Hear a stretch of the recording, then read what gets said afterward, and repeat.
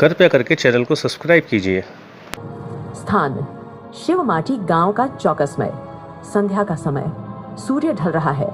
गांव का चौक जहां अब तक भय और संदेह था, वहां अब जश्न है। तस्करी के गुप्त ठिकाने का पर्दाफाश हो चुका है। गांव के लोग इकट्ठा हैं। कुछ महिलाएं दीप जला रही हैं। बच्चे यूसेन के पीछे पीछे घूम रहे हैं। यूसेन एक पेड़ के नीचे बैठा है। सामने गांव की बुजुर्ग माई मोसी चुटकी बजाकर बुलाती है। मोसी हंसते हुए कहती है, ओ भैया यूसेन, तू तो निकला असली बजरंगबली, जिस सब दुष्टों को पकड़ डाला। हम तो तू सोच रहे थे तू भोला है। मोशी की यह बात सुनकर सभी गांव वाले हंस पड़ते हैं। किशन काका पगड़ी ठीक करते हुए कहते हैं, तूने तो हम सबकी आंखें खोल दी बेटा। हम तो उन लखपति बाबू की झूठी बातों में फंसे थे और तू अकेला सांच का सामना बना। गांव की औरतें कहती हैं, हाय राम, ऐसा बेटा तो खुद भगवान भेजते हैं। कहते हैं ना, भगवान हर जगह नहीं पहुंचते, इसलिए यूसेन जैसे लोगों को भेज देते हैं। एक बच्चा यूसेन के हाथ में फूल रखता है।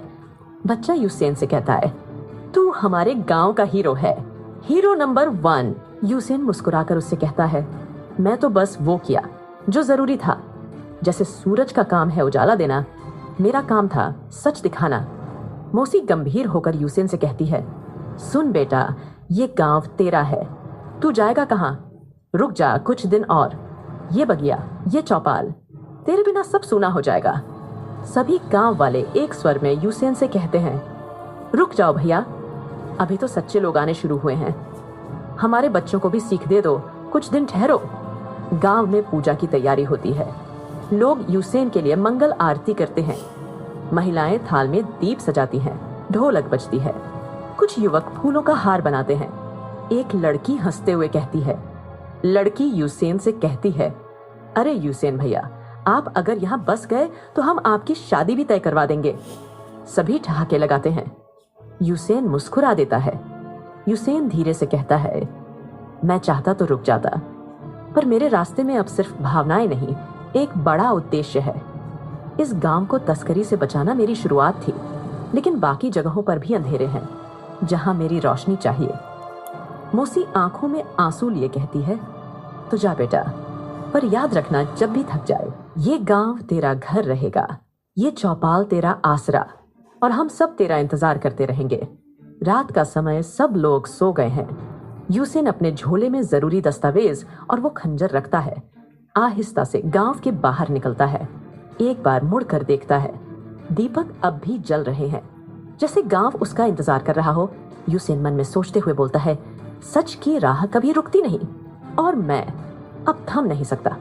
मोसी दूर से पुकारती है, जैसे नींद में बोलती है, जा बेटा, भगवान तेरे साथ रहें। स्थान गांव के पास का घना जंगल।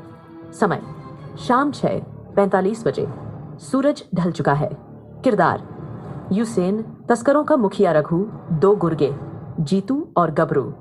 पिछले 3 घंटे से गांव में हड़कंप मचा है। गांव वालों ने सच जान लिया है, वो शैतान कभी था ही नहीं, वो बस डर की साजिश थी ताकि तस्कर लोग रात में चोरी छिपे सामान का आदान प्रदान कर सकें। और अब उन्हें ये भी पता चल गया है कि इस साजिश का भांडा फोड़ा है यूसेन ने। जंगल के बीचों बीच जमीन से टकराते हुए पत्तों पर दौड़ते पैरों को दिखाता है। गबरू हाँफते हुए आता है और कहता है, भाई, वो यूसेन सब तबाह कर गया।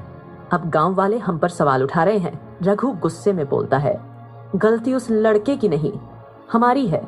हमने उसे कम आंका, पर अब नहीं, अब वो जिंदा नहीं बचेगा। जीतू कहता है, खबर पक्की है, वो जंगल के उत्तर पश्चिम वाले हिस्से की तरफ गया है। तीनों गुर्गे हाथों में तलवारें लेकर जंगल में उतर चुके हैं। यूसेन दिखता है, एक पुरानी झाड़ी के पीछे छिपा। उसकी सांसें तेज हैं, लेकिन उसकी आंखें शांत, फोकस्ड। यूसेन मन में सोचता है, उन्हें लगता है मैं डरूंगा, पर असली शिकार वही है, मैं नहीं। वो अपने बैग से एक पुराना नक्शा निकालता है।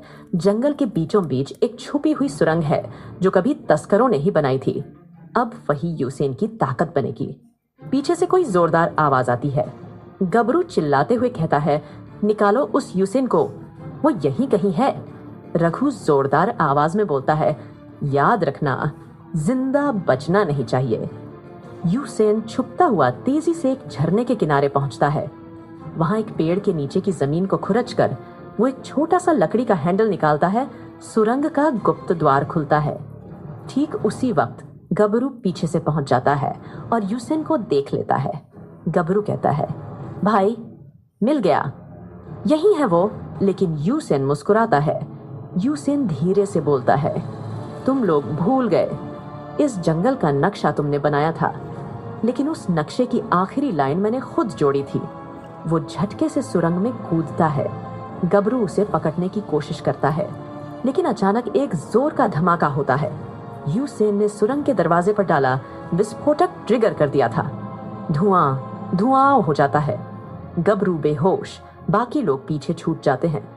अगली सुबह गांव का चौपाल, गांव वाले इकट्ठा हैं। सब जान चुके हैं कि यूसेन ने जान की बाजी लगाकर उनकी आंखें खोली।